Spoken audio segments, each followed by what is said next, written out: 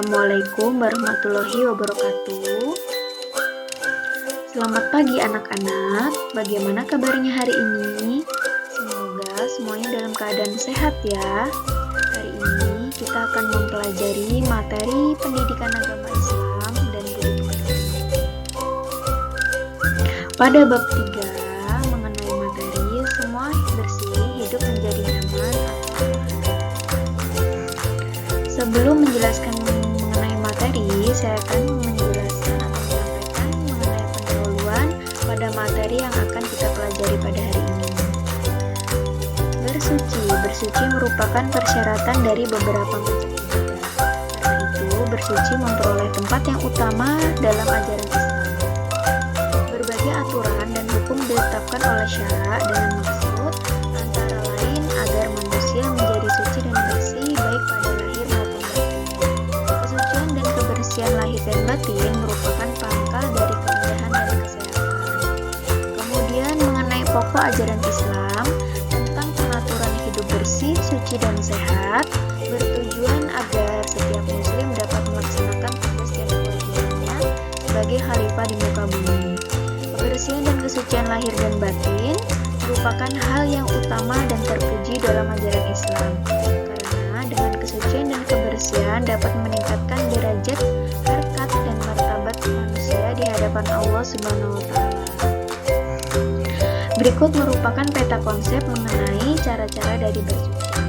Dibagi menjadi 4 bagian. Yang pertama, toharo, yang kedua, mandi wajib, yang ketiga, wudhu, dan yang keempat, Toharo menurut bahasa berarti bersuci atau bersih. Toharo secara istilah artinya menghilangkan hadas, najis, dan kotoran dari tubuh yang menyebabkan tidak sahnya ibadah sholat dan ibadah lainnya. Toharo dilakukan menggunakan air atau tanah yang bersih. Bersuci dari najis. Secara bahasa, najis berarti kotoran. Adapun secara istilah, najis adalah segala bentuk kotoran yang nampak dan melekat pada tubuh, pakaian, dan tempat yang dapat membatalkan ibadah sholat dan ibadah lainnya. Najis digolongkan menjadi 3 kelompok atau 3 jenis, yaitu sebagai berikut. Yang pertama yaitu najis mukhafafa atau najis ringan. Contohnya yaitu air kencing bayi laki-laki yang berumur kurang dari 2 tahun dan belum makan apapun kecuali ASI. Cara membersihkannya yaitu cukup dengan memercikkan air pada benda yang terkena najis. Yang kedua yaitu najis mutawasito atau najis sedang. Contohnya yaitu air kencing, tinja, darah, nanah, dan cara membersihkannya yaitu dengan mengalirkan air di atas benda yang terkena najis sampai bersih. Kemudian yang ketiga, najis mughalaza atau najis berat. Contohnya seperti air liur anjing atau hewan babi. Cara membersihkannya yaitu dengan mengalirkan air ke benda yang terkena najis sebanyak 7 kali sampai bersih. Dan yang paling terakhir, bagian terakhir dicampur dengan tanah yang suci. Kemudian bersuci dari hadas. Hadas merupakan suatu keadaan di mana seorang muslim menyatakan sedang tidak suci sehingga ibadah tertentu menjadi tidak sah jika dilaksanakan, kecuali setelah bersuci. Hadas dibagi menjadi 2 jenis. Yang pertama hadas kecil dan yang kedua hadas besar. Hadas kecil yaitu di mana keadaan telah keluar sesuatu dari kubul atau dubur. Misalnya pada saat buang air kecil atau air besar, pada saat buang angin, keluar cairan bening atau kental dari kemaluan. Dan cara membersihkannya yaitu dengan cara berwudu atau tayamum. Yang kedua yaitu hadas besar, yaitu keadaan di mana seseorang mengeluarkan air mani karena telah melakukan hubungan suami istri, atau mengeluarkan darah ketika sedang haid atau nifas, atau pada saat seseorang telah meninggal dunia. Cara membersihkannya dengan cara mandi besar atau mandi wajib. Berikut merupakan macam-macam air dilihat dari segi hukumnya. Ada 4 jenis air. Yang pertama air mutlak atau air suci, yaitu air suci yang dapat mensucikan. Contohnya yaitu air hujan, air sumur, air sungai, air laut, air salju,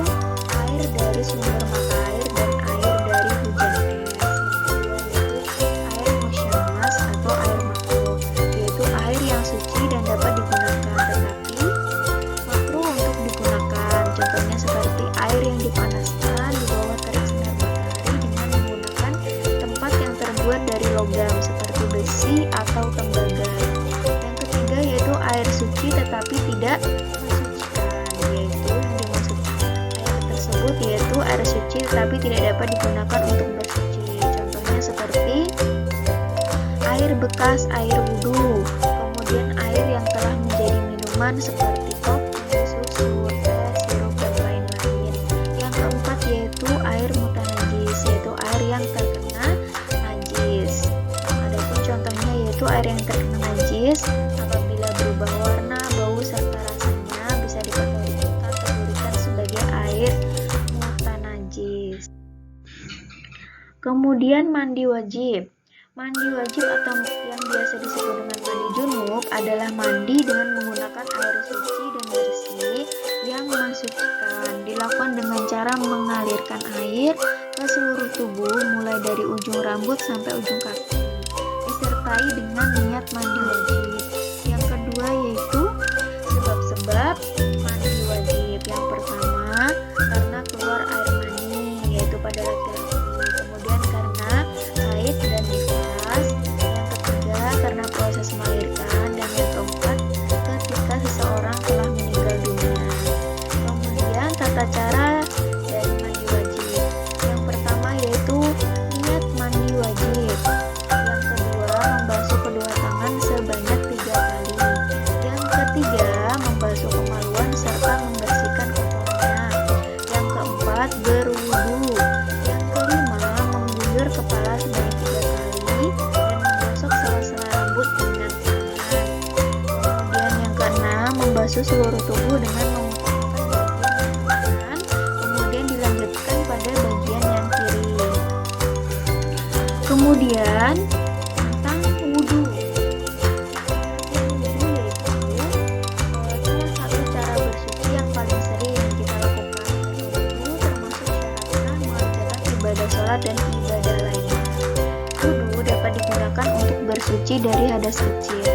Allah SWT tidak akan menerima sholat seseorang yang masih menanggung hadas kecil sebelum berwudhu terlebih dahulu. Berikut merupakan ketentuan-ketentuan daripada berwudhu. Yang pertama, rukun wudhu meliputi niat, membasuh muka, membasuh kedua tangan sampai siku, mengusap sebagian kepala, kemudian membasuh kedua kaki sampai mata kaki, dan yang terakhir adalah tertib atau dilaksanakan sesuai dengan urutan. Yang kedua yaitu sunnah wudhu, yaitu sebagai berikut. Yang pertama membasuh telapak tangan sampai pergelangan tangan dan menyelam-nyelam jari. Yang kedua berkumur. Yang ketiga menghirup air dari hidung dan menyemprotkannya kembali. Yang keempat mendahulukan tubuh bagian kanan daripada yang kiri. Yang kelima mengusap kedua telinga. Yang keenam mengulangi setiap tahap pada tahap wudhu sebanyak 3 kali. Yang ketujuh tidak berbincang-bincang selama sedang berwudhu. Kemudian yang kedelapan melebihkan daerah basuhan pada anggota wudhu atau pada anggota tubuh. Kemudian yang kesembilan berdoa sebelum berwudhu maupun sesudah berwudhu. Kemudian yang ketiga mengenai tata cara berwudhu, yaitu sebagai berikut. Yang pertama membaca basmalah. Yang kedua membasuh telapak tangan sampai pergelangan tangan. Yang ketiga berkumur-kumur. Yang keempat menghirup air dari hidung dan menyemprotkannya kembali. Yang kelima membasuh muka dengan air disertai niat wudhu dalam hati. Kemudian yang keenam membasuh kedua tangan sampai siku. Yang ketujuh mengusap sebagian kepala. Yang kedelapan mengusap kedua daun telinga. Yang kesembilan membasuh kedua kaki sampai mata kaki. Dan yang paling terakhir yaitu tertib atau dilaksanakan sesuai urutan. Kemudian cara bersuci yang paling terakhir yaitu tayamum. Tayamum adalah salah satu cara untuk menyucikan diri dari hadas kecil atau besar dengan menggunakan debu atau tanah yang bersih. Tayamum digunakan sebagai pengganti wudhu dan mandi wajib sebagai keringanan yang diberikan oleh Allah SWT kepada hambanya. Adapun ketentuan-ketentuan daripada tayamum yaitu sebagai berikut. Yang pertama, syarat-syarat tayamum. Yang kedua, rukun tayamum. Dan yang ketiga, sebab-sebab tayamum. Syarat-syarat tayamum yaitu sebagai berikut. Yang pertama, sudah masuk waktu sholat. kedua, kesulitan mendapatkan air. Yang ketiga, dengan tanah atau debu, atau sebagian ulama juga membolehkan dengan media batu atau pasir. Yang keempat, tanah dan debu tersebut harus suci dari najis. Kemudian yang kedua, rukun tayamum yaitu sebagai berikut. Yang pertama, niat. Yang kedua, mengusap muka dengan tanah atau debu. Yang ketiga, mengusap tangan sampai siku-siku. Kemudian yang ketiga, sebab-sebab daripada tayamum. Yang pertama, karena sakit yang tidak boleh terkena air. Yang kedua, karena berada dalam perjalanan jauh dan sulit untuk mendapatkan air. Dan yang ketiga, tidak mendapatkan air untuk berwudu. Kemudian berikut merupakan tata cara tayamum. Yang pertama, niat bertayamum karena hendak mengerjakan sholat. Niat cukup dilaksanakan dalam hati, tetapi disunahkan untuk melafalkan niat tersebut. Yang kedua, menghadap ke arah kiblat. Kemudian tebarkan kedua telapak tangan satu kali pada dinding, kaca, atau benda lain yang diyakini terdapat debu pada permukaannya. Kemudian yang ketiga, usapkan telapak tangan satu kali pada wajah. Yang keempat, usapkan pada kedua tangan sampai dengan siku-siku secara bergantian dari bagian dalam ke bagian luar.